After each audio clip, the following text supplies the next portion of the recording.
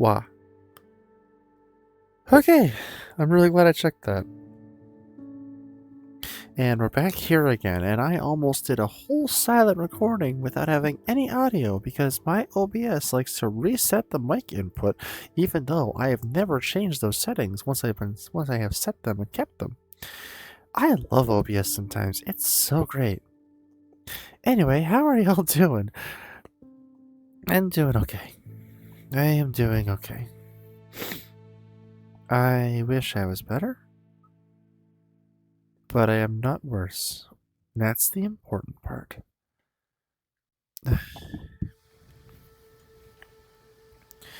Got to have a good time doing some gaming with the loves. Always love to see it. Got to also do some Lethal Company for the first time in a while. I streamed that earlier if anybody caught that. Both on YouTube and Twitch, of course. Multi-streaming is so overpowered. I love it.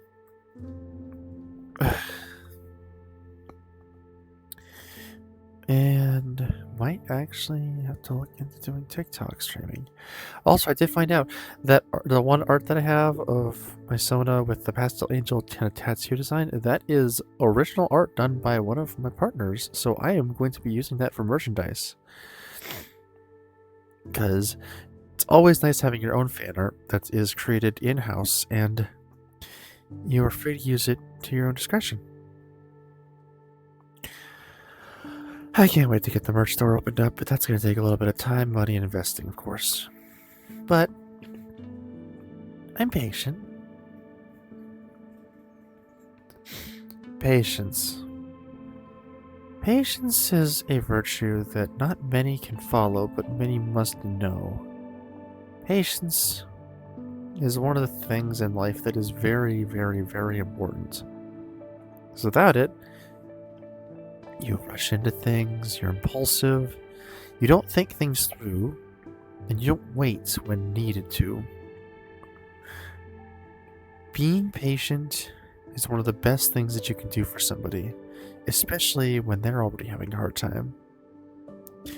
Just having that little bit of willingness to wait, letting them finish what they're saying, letting actions finish taking their course naturally, any number of things. Patience, and it's oversaid and overstated and said everywhere, but patience really is a virtue, honestly. People just don't seem to get that nowadays.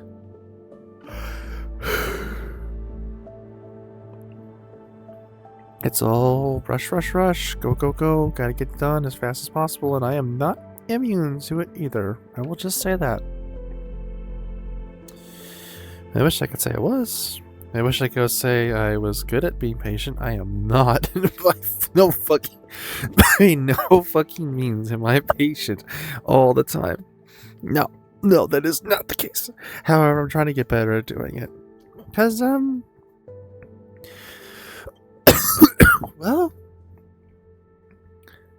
it's important to have that skill. You can't always have everything handed to you on a silver platter right then and there, right when you need it. You gotta work for things. You've got to take your time going through the process. You've got to get it done carefully, delicately, and with due diligence to every step, making sure that everything is done right and not just fast.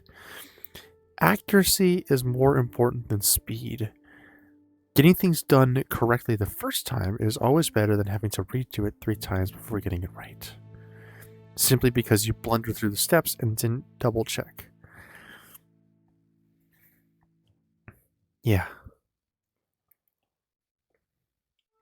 And believe me, if anybody knows patience better than anybody, not to make this weirdly political, but this is my channel, and from personal experience, some of the people who have the best patience, some, not all, are trans people.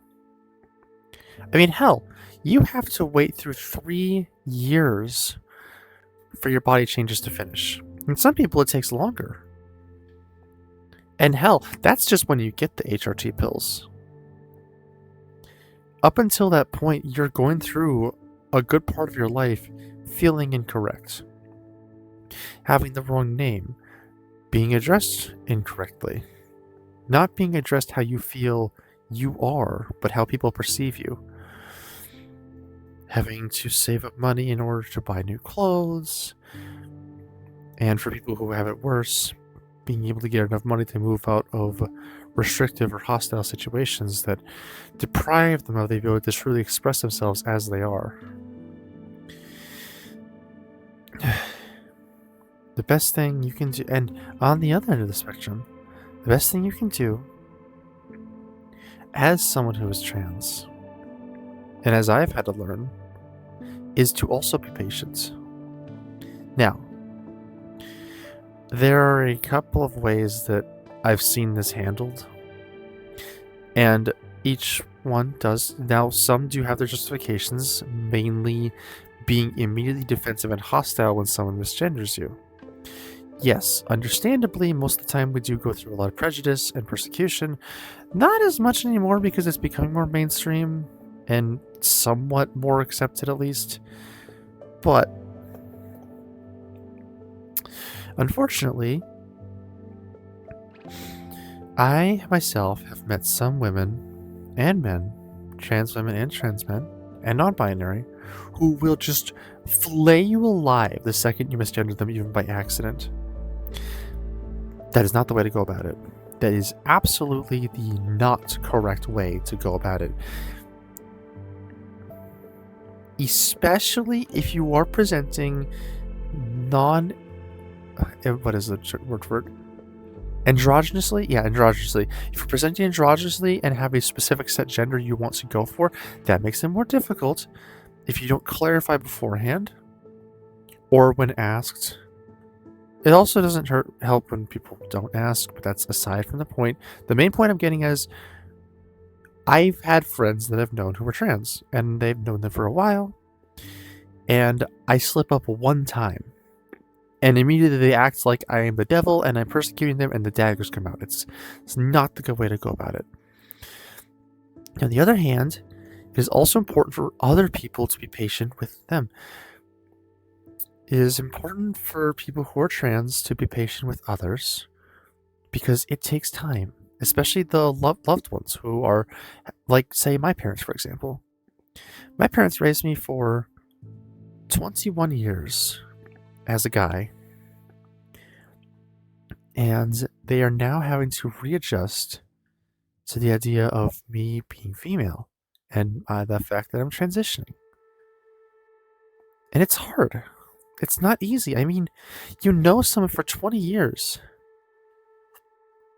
and you think you know who they are and everything about them, and then that whole thing gets flipped upside down. Like, I get it. I do. I understand.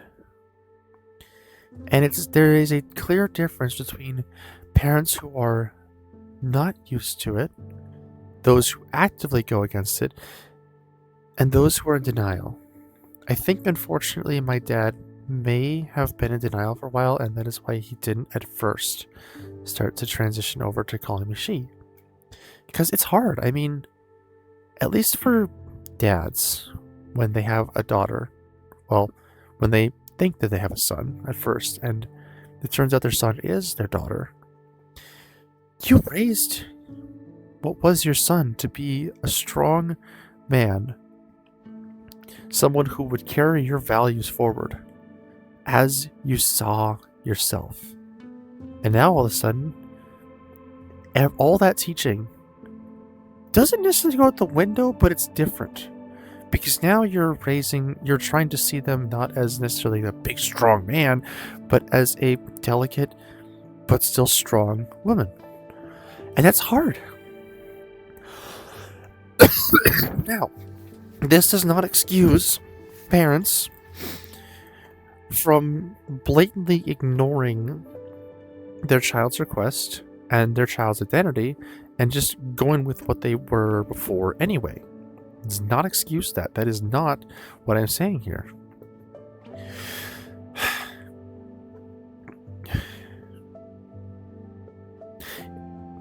It is hard watching your kid transition from one to the other and not being ready for it. But to all parents of trans kids out there and young trans adults, believe me when I say this. Your child is going to try and go, if they see it as the right choice, they are going to go through with it. If they know in their heart that it is the right choice, they are going to try and go through with it. Now, please, take this approach. Do not deny them. Do not force them to be what you think they should be. Don't completely let them run off to the races and do everything on their own. Help them. Help them find resources. Help them find counselors who can talk with them about it. Therapists, even if there are deeper issues, maybe, especially if there is dysphoria problems where they are feeling like they are sickened by their own appearance. It can help to have a decent therapist to talk to help work through those things. Because I can tell you firsthand, dysphoria is a fucking bitch. It sucks. And it hurts.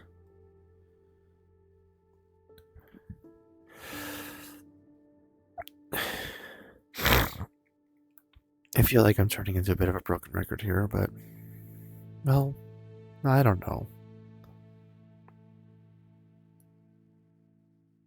Now, unfortunately, this video is probably going to run over midnight. Maybe, if my train of thought continues. Or it might not be uploaded in time, but don't worry about that.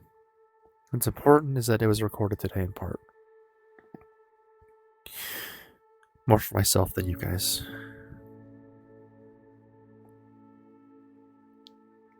Because you know what? This is an important topic. And this needs to be talked about. Everybody likes to make fun of the 42%. And I might get a little emotional about this, but I'm crying right now, god damn it. But that aside, everybody makes fun of the 42%. Everybody brings it up. Everybody talks about it. Says that, transitioning is bad because it means that you're more likely to end your own life. That trans people are more predisposed to ending their own lives. Do you want to know something that I found out in my time as being part of this sort of community and also being trans myself? Now, I will say this. I have been trans and identified this way for so long that it doesn't even really seem like that big of a deal. Like, for me at least. Like, it's not like some big, proud thing that I have to shove in everybody's face. It is simply, I am female. That's it. I did not start this way, but I am this way. I don't need to flaunt my pride everywhere. Like, I genuinely just keep this because I like this color scheme. And yes, it also marks me as being trans, and I am proud to wear that mark. But I'm not going to shove this in everybody's face. But I need you guys to understand something. That 42%, would you like to know how many people have actually transitioned and are unhappy with their transitions, and that's why? It's less than 1. It is less than 1% of people who are genuinely dissatisfied with their transition process. Majority of that 42% is because of harassment, targeted persecution, loss of jobs, loss of relationships, all because of a choice that they make to better themselves and to be the person that they see themselves as. Like, let's think of it from a different perspective, okay? People with anorexia.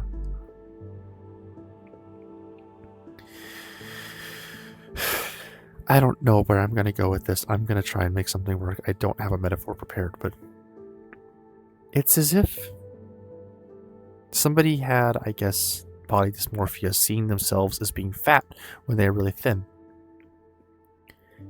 And I am literally coming up with an analogy on the fly. I apologize if this is a little bit scatterbrained, but it seems like kind of a fitting example because anorexia can actually be lethal too.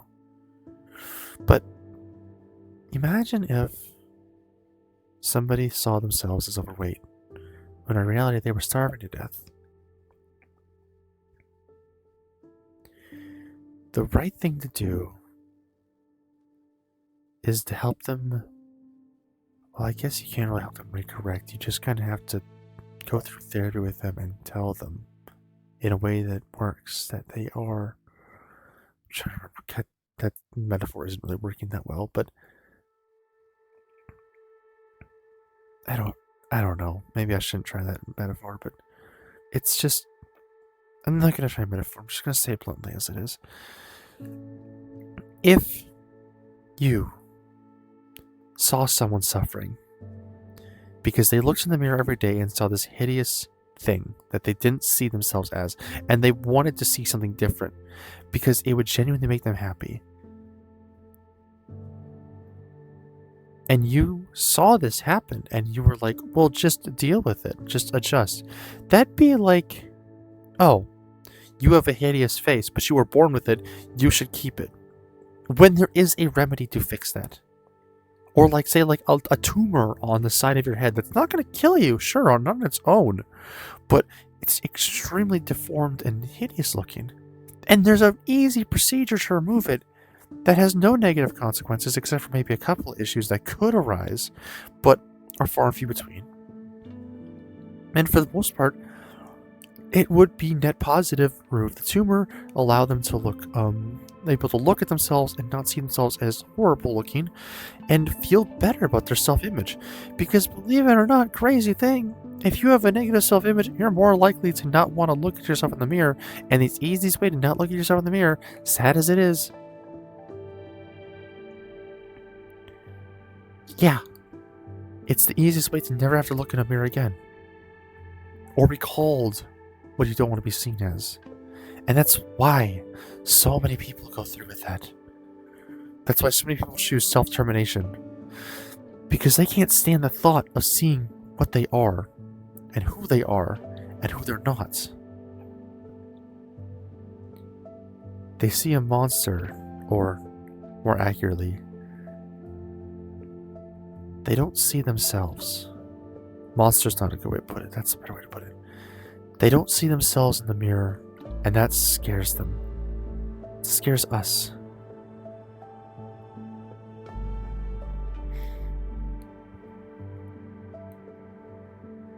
Being trans is harder than it fucking looks, and no one seems to fucking get that. I'm sorry. I'm gonna cut it off here. And I hope that people actually did watch to the end of this, because it's important to me to get this message out there. It's funny, I was gonna title this video something about patience, but I'll have to come up with a different title then. That's fine though. Y'all take care and have a good night. And please, if you see someone out there who's struggling with their identity, don't just bash their head in with rude comments. Help them. Be human. And be better. That's all I got for you.